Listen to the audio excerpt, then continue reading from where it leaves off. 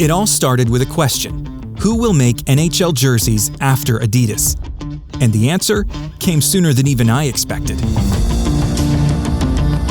It won't be Nike, or New Era, or CCM, or really anyone we might have wanted. The NHL made its choice, and let down a lot of fans in the process. With that, this mini-series becomes a trilogy with a disappointing ending. Right now, as Icethetics presents Adidas Aftermath, Part 3, the NHL picks Fanatics.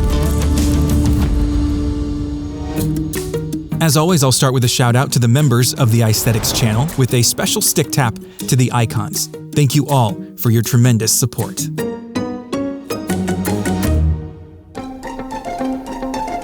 On March 21st, a countdown began. A countdown to the arrival of the NHL's next jersey outfitter.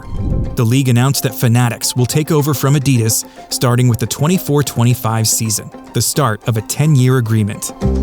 It's kind of the worst-case scenario in this story. A couple weeks ago, I put out the first video in this series speculating on who could potentially land the NHL deal, highlighting a number of sportswear companies.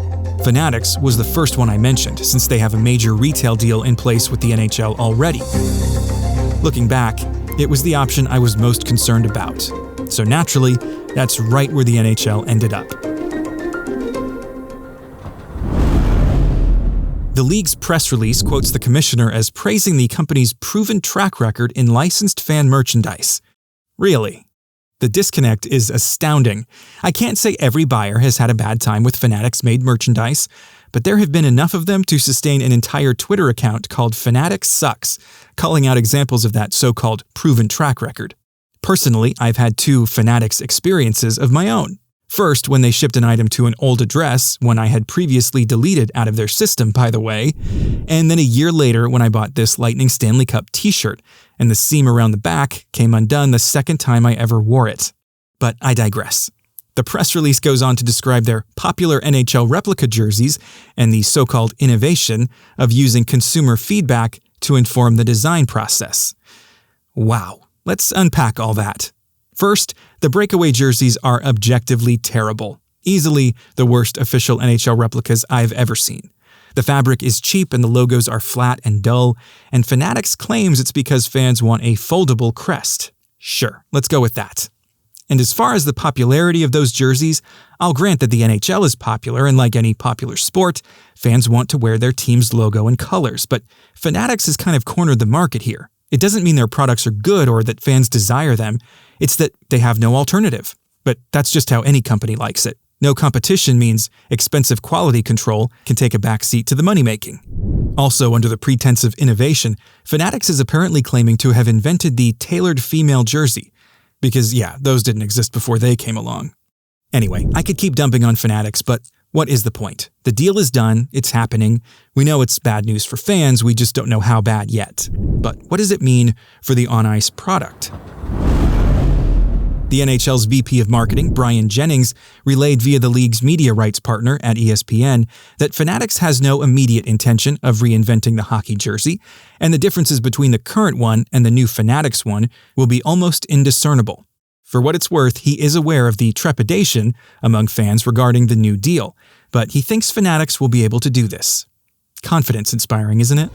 Jennings also told ESPN that Fanatics has senior executives on board who were in place for jersey launches with Reebok and Adidas.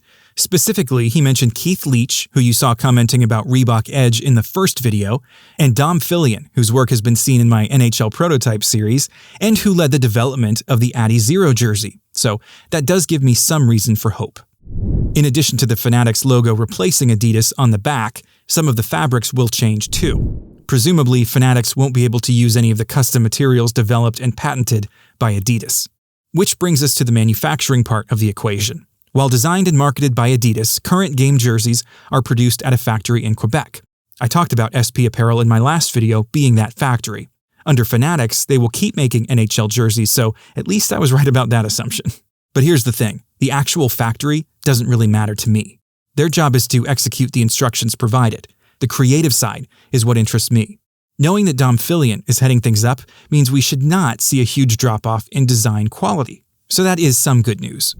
Also, according to the ESPN article, we're not likely to see any major changes to on-ice jersey construction until at least 2026, as new fabrics and player safety innovations are currently in development. One other item of note with regard to Fanatics is their relationship with other major pro sports leagues. I won't go too deep into this because I'm only interested in hockey myself, but here is a quick bit of context. Even though Nike is the official outfitter of Major League Baseball, they outsource uniform production to Fanatics. It's a practice called white labeling. You hire someone else to make something that has your name on it, like college kids buying essays off the internet. But it's one example of many, and it means that as a consumer, you may not really be getting what you think you're getting. So in the end, there's two sides to this coin. On one, there's the creative direction. What will the teams look like on the ice? I'm somewhat comforted by the creative team that Fanatics is starting to assemble. On the other side is the consumer jerseys. What kind of quality can we expect as jersey buyers? Based on their track record, trepidation here is more than warranted. Fanatics will really need to prove themselves to win fans over. The only real question is whether they're willing to put in the money to do it right. But time will tell.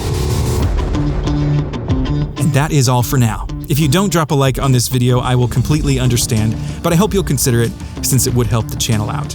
And if nothing else, at least subscribe if you haven't yet. Thanks as always for watching, and see you next time.